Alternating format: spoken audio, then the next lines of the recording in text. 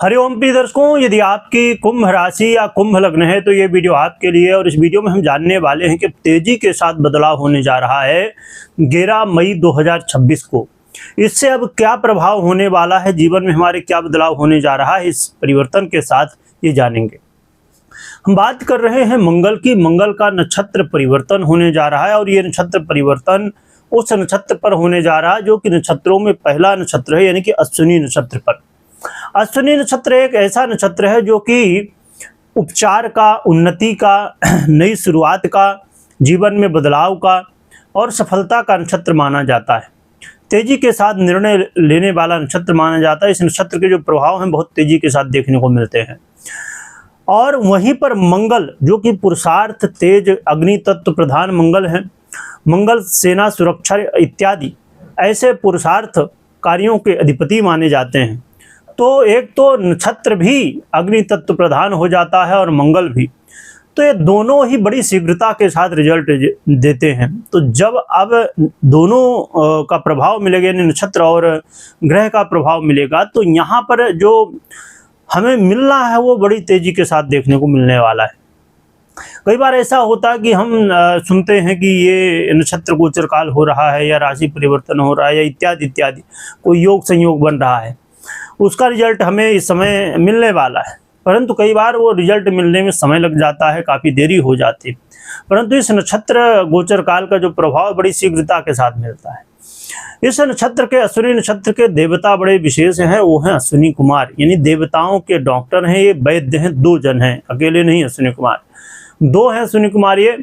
और ये ऐसे महान डॉक्टर हैं देवताओं के, जिन्होंने कई बार देवताओं की जान तक बचाई है।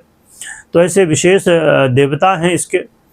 और ये जो देवता हैं ये, इन्हें उपचार का, सुरक्षा का, शीघ्र सुस्त करने का प्रभाव इनका माना गया है। तो बड़ा ही श्रेष्ठ प्रभाव है। और इसी नक्षत्र के चिन्ह के रूप में एक और बड़ी शुभ चीज जुड़ी हुई है, वो है घोड़ा, घोड़ा का सिर।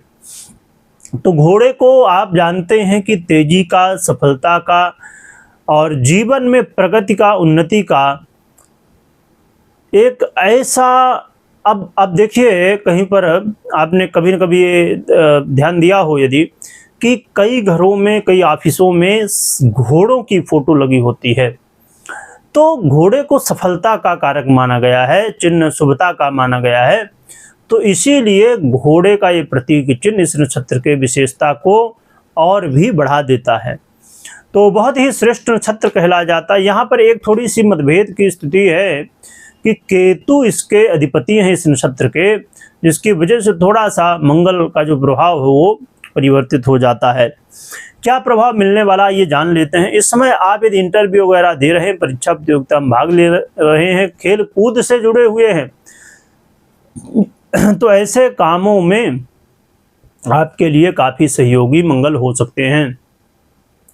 बार बार आप इंटरव्यू में असफल हो रहे हैं और मंगल से प्रभावित क्षेत्र है, तो ऐसे में आपको सफलता मिलने के चांस काफ़ी हद तक बढ़ सकते हैं।